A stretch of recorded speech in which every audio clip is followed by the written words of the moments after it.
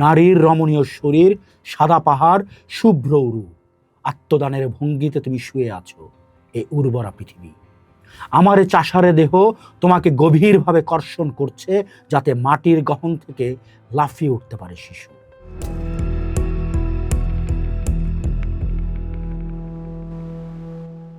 আমার স্মৃতি জুড়ে আছে শুধু বৃষ্টি, বৃষ্টি আর বৃষ্টি। মেরু অঞ্চল থেকে, হর্ণান্তরীপের আকাশ থেকে ফ্রন্টিয়ার ঝাইপা আসা প্রপাতের মতো সেই দারুণ দক্ষিণা বৃষ্টি। এই ফ্রন্টিয়ারে আমার দেশের বন্যা, পশ্চিমে প্রথম চোখ মাইলা তাকায়া চিনছিলাম মাটি, কবিতা আর বৃষ্টি। 1971 সাল 10 ডিসেম্বর। ওই বছরে অন্য নোবেল বিজয়ীকে উদ্দেশ্যে দেওয়া ভাষণটা তিনি শেষ করছিলেন এইভাবে: আমরা আমাগো শোনিত ও তমসা দিয়াই তার বুক ভইরা তুলি, কবিতা তো লিখতে হয় শোনিত আর তমসা দিয়াই। কবি পাবলো নেরুদা। কবি পাবলো নেরুদার শ্রেষ্ঠ কবিতা গ্রন্থের ভূমিকায় ওয়াল্ট হুইটম্যানের উদ্ধৃতি দিয়া বলা হয়েছে, তিনি মহান কবি, যিনি প্রতিটা শব্দে রক্ত ঝরাইতে পারেন। পাবলো নেরুদা লিখলেন, নারীর রমণীয় শরীর, সাদা পাহাড়, শুভ্র উরু, আত্মদানের ভঙ্গিতে তুমি শুয়ে আছো এই উর্বরা পৃথিবী। আমার এ চাষারে দেহ তোমাকে গভীরভাবে কর্ষণ করছে, যাতে মাটির গহন থেকে লাফিয়ে উঠতে পারে শিশু। বিশ্বখ্যাত শিল্পী পাবলো পিকাসো আর প্রখ্যাত চেক সাহিত্যিক জন নেরুদা এর দুইজনের কাছ থেকেই তিনি নিজের নাম গ্রহণ করছিলেন পাবলো নেরুদা। দক্ষিণ চিলির এক প্রত্যন্ত গ্রামের নাম পাররাঙ্গল। এইখানেই তার জন্ম। জন্মের মাত্র 1 মাস পর তার মা দোনা রোসা বাসালতো মারা যান।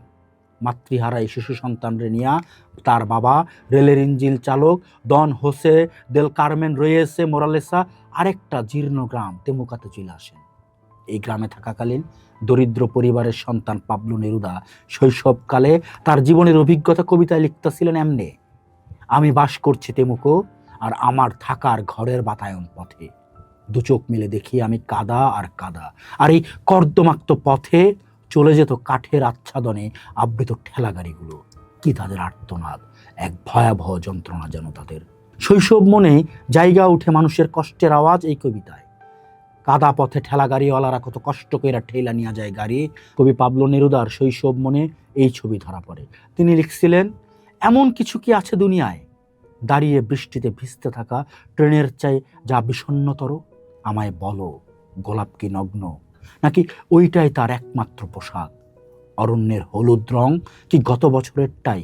আর আদম সমুদ্র পাখিগুলোর একই কালো ঝাঁক কি ওরে বারবার? আর যেখানে স্থানের শেষ, সেইটাই কি মৃত্যু নাকি অনন্ত? নেরুদা লিখলেন, হাসিহীন ভাবে সে নিজেকে নিয়ে যেতে দিল এবং শীঘ্রই আমার বিছানায় নগ্ন হলো।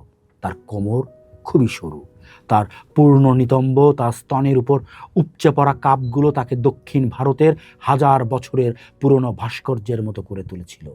সে পুরো সময়টা তার। 1927 সাল কনসুলেটর হিসেবে নেরুদা বার্মার উদ্দেশ্যে যাত্রা করেন, যা ছিল তার পরিচিত জগৎ থেকে সম্পূর্ণ ভিন্ন এক দূরবর্তী স্থান। এশিয়ায় তার এই প্রবাস জীবন 5 বছর স্থায়ী হয়েছিল।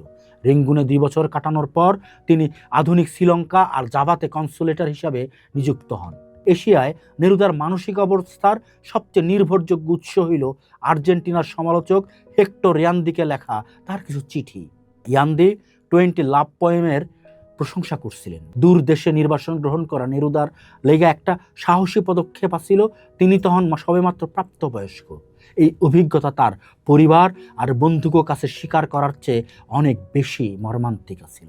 বুয়েন্স আইরেসের এক সহানুভূতিশীল বয়স্ক সহকর্মীর লগে এই পত্রালাপ তার মানসিক বিভ্রান্তি প্রকাশের একটা নিরাপদ উপায় আছিল। ইয়ান্দিরে লেখা তার চিঠি সাহসিকতা থেকে অনেক দূরে আছিল। তিনি লিখছিলেন চিঠিতে, মাঝে মাঝে দীর্ঘ সময়ের জন্য আমি এতটাই শূন্য থাকি, কোনো কিছু প্রকাশ করার বা নিজের মধ্যে কোনো কিছু যাচাই করার ক্ষমতা থাকে না, এবং একটি তীব্র কাব্যিক প্রবণতা যা আমার মধ্যে কখনো শেষ হয়নি, তা আমাকে একটি ক্রমবর্ধমান দুর্গম পথের দিকে নিয়ে যায়, যার ফলে আমার সংগ্রামের একটি বড় অংশ কষ্টের সাথে সম্পন্ন হয়, কারণ একটি দুর্বল শক্তি দিয়ে একটি দূরবর্তী স্থান দখল করার প্রয়োজন হয়। রেঙ্গুনে নেরুদা আসিলেন হয়তো বা বিচ্ছিন্ন কিংবা একাকী, কিন্তু তিনি একা আসিলেন না। তিনি জোসিব্রিস নামে এক বর্মী মহিলারে তার প্রেমিকা হিসেবে গ্রহণ করছিলেন, যিনি একটা ইংরেজি নাম দিছিলেন। তিনি টাইপিস্ট হিসেবে কাজ করতেন আর কাজের জায়গাটায় ইংরেজি পোশাক পরতেন। তিনি হয়তো তার সামান্য বেতনের সম্পূরক হিসাবে আর্থিক সহায়তাও দিতেন। যাই হোক, নেরুদা তার লগে থাকতে শুরু করেন। ঔপনিবেশিক কর্তৃপক্ষ যখন এটা জানতে পারে, তখন তারা তাগো ক্লাবগুলোতে নেরুদার প্রবেশ নিষিদ্ধ করে দেয়। নেরুদা পরে বলছিলেন এই বর্জন তারে এর থেকে বেশি খুশি করতে পারত না। তাগো এই নীতির সাথে তার তীব্র ভিন্নমত ছাড়াও এই ছোট আমলারা তারে বিরক্ত করে। জোসিবলিস যেমন তার প্রতি প্রবল ভালোবাসা অনুরক্ত আসিলেন, তেমনি আসিলেন অপ্রতিরোধ ঈর্ষার অধিকারী।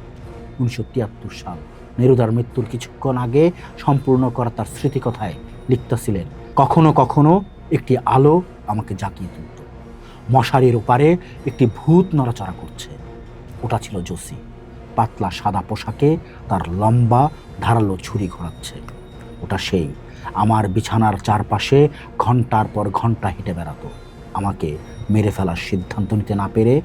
তুমি যখন মারা যাবে সে আমাকে বলতো, আমার ভয় শেষ হবে। যখন জোসিবলিসের ঈর্ষা আরো হুমকিপূর্ণ হয়ে উঠতেছিল, ঠিক তখনই নেরুদা সান্তিয়াগো থেকে একটা তার বার্তা পাইছিল, যেইখানে তারে অবিলম্বে সিংহল, বর্তমান শ্রীলঙ্কায় বদলির কথা জানানো হয়।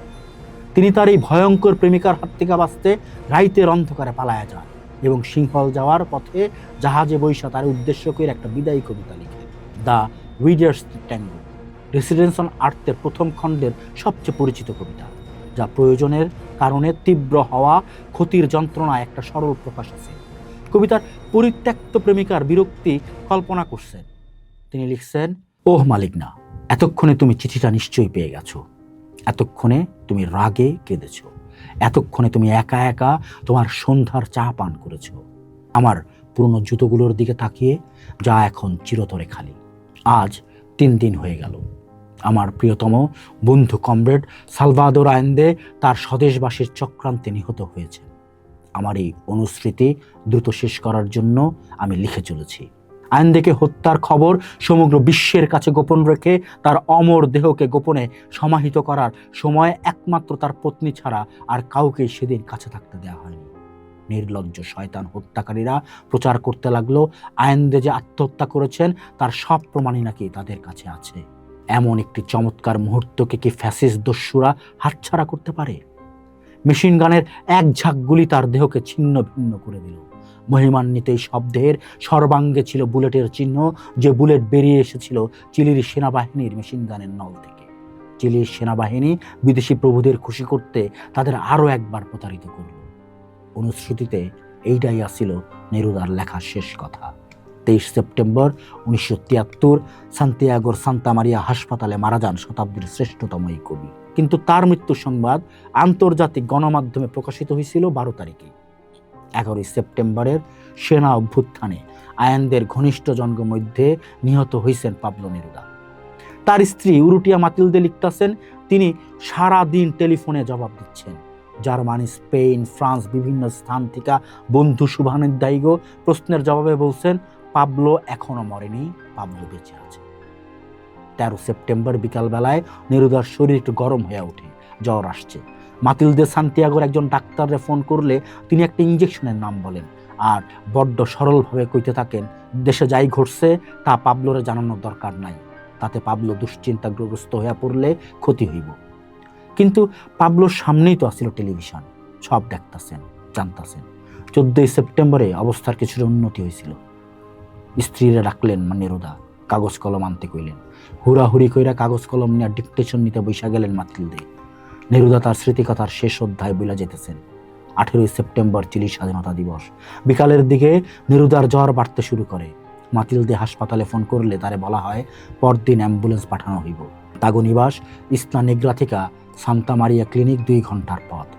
চিলিতে নিযুক্ত মেক্সিকোর রাষ্ট্রদূত নেরুদারে দেখতে হাসপাতালে আসলেন। তিনি বললেন, অবিলম্বে পাবলোর দেশ ছাড়া উচিত। প্রস্তাবটা মাতিলদের পছন্দ হয়েছিল, কিন্তু স্ত্রী নেরুদা বলেন, আমি চিলি ছেড়ে যাব না, আমার ভাগ্য এখানে লেখা, এটা আমাদের দেশ, আমাদের জায়গা। সেনাবাহিনী যে সান্তিয়াগোতে নেরুদার বাড়ি ঘুরাইয়া দিছে, মাতিলদে স্বামীরে তা জানাইলেন না। 20 সেপ্টেম্বর নেরুদা পরিবারের একজন বন্ধুরে নিয়ে রাষ্ট্রদূত আবার আসলেন হাসপাতালে। অল্পক্ষণের জন্য দেশ ছাড়তে রাজি হইলেন নেরুদা। দেশ ছাড়ার সময় নেরুদা লগে কইরা যেসব বই নিতে চান সেইগুলো আনার জন্য মাতিল দিয়ে ইসলানেগ্রা চলে গেলেন। মাত্র কয়টা বই একত্র করতেই স্বামীর ফোন পাইলেন তিনি। এখনই চলে আসো, আমি এর বেশি কিছু বলতে পারবো না। মাতিল দিয়ে আবার ছুটলেন সান্তা মারিয়া ক্লিনিকের পথে। যখন হাসপাতালে পৌঁছাইলেন দেখলেন নেরুদা উত্তেজিত। তিনি জানতে পারছেন সামরিক জান্তা ধৈরা ধৈরা বহু মানুষকে খুন করছে, লোকসঙ্গীত শিল্পী ভিক্টর হারারে হত্যা করছে। তার জ্বর বাড়তাছে, জ্বরের ঘোরে তিনি কইতাছেন ওদের গুলি করে মারছে, গুলি করে মারছে। নার্স আইসা স্নায়ু শীতলকারী ইঞ্জেকশন দেওয়া যায়, তিনি ঘুমায়া পড়েন। 23 সেপ্টেম্বর বিকালবেলা। তখনও তার ঘুম ভাঙে নাই। উদ্বিগ্ন মাতিল দিয়ে পাবলোর বোন লরা নিজের বান্ধবী টেরেসা হামেলকে লগে রাখলেন। তিনজন নারীর নিবিড় চোখ একজন ঘুমন্ত কবির দিকে। মাতিলদের তীক্ষ্ণ দৃষ্টিতে ধরা পড়ল কবি একটু কাঁপা উঠতেছেন, মুখটা কেমন দুমড়া যেতেছে। তিনি আরো কাছে আসলেন, নিঃশ্বাসের শব্দ আর আইতেছে না, তিনি নাই। রাত তখন 11:30। বিতর্ক শুরু হইল নেরুদার মৃত্যু নিয়ে। অভিযোগ উঠল বিষাক্ত ইঞ্জেকশন প্রয়োগে তার হত্যা করা হয়েছে। তার ব্যক্তিগত সহকারী ম্যানুয়েল আড়াইয়া বললেন, আমি মইরা গেলেও এই দাবি থেকে সইরা আসবো না। আর হাসপাতালের বুলেটিনে জানানো হয় হার্ট অ্যাটাকে মৃত্যু। কিন্তু এটাও তো সত্য, তিনি ক্যান্সারেও ভুগতেছিলেন। ক্যান্সার না বিষ প্রয়োগ, বিরোধ আদালতে গড়ায়। মৃত্যুর 40টা বছর পর আদালতের আদেশে ইসলানেগ্রায় সমাহিত পাবলো নেরুদার দেহাবশেষ উত্তোলন করা হয়। আবার সেইটা উন্নততর পরীক্ষার লেগা পাঠায় দেওয়া হয় যুক্তরাষ্ট্রে। সেইখান থেকে এই পর্যন্ত একটা প্রতিবেদন পাওয়া গেছে পাবলো নেরুদা প্রোটেস্ট ক্যান্সারে ভুগতাছিলেন। ক্যান্সার অনেকটা ছড়ায় পড়ছিল। মৃত্যু যেমনি হোক, পিনোশের অভ্যুত্থান, আয়ানদের মৃত্যু, চিলির দুর্যোগ এমনিতে কবিরে মরণাপন্ন কইরা তুলছিল। তার কবিতায় আছে সেই কথা, শেষ হয়ে আসে মানবতার বসন্তকাল, বিশ্বাসঘাতক সেনানায়কেরা। দেখো আমার মরা বাড়ি, ভাঙা স্পেনকে দেখো। প্রতিটি ঘর থেকে বইছে পোড়া ধাতুর নালা। ফুলের বদলে স্পেনের প্রতিটি রন্ধ্র থেকে স্পেন আবির্ভূত হয়। আর প্রতিটি মৃত শিশুর থেকে চক্ষুমান রাইফেল, আর প্রতিটি অপরাধ থেকে জন্মায় বুলেট, যারা একদিন ঠিক খুঁজে নেবে তোমার বুকের ঠিক মাঝখানটিকে। এবং তোমরা জানতে চাইবে কেন তার কবিতা স্বপ্ন আর পাতার কথা বলে না, আর বলে না তার দেশজ আগ্নেয়গিরির কথা।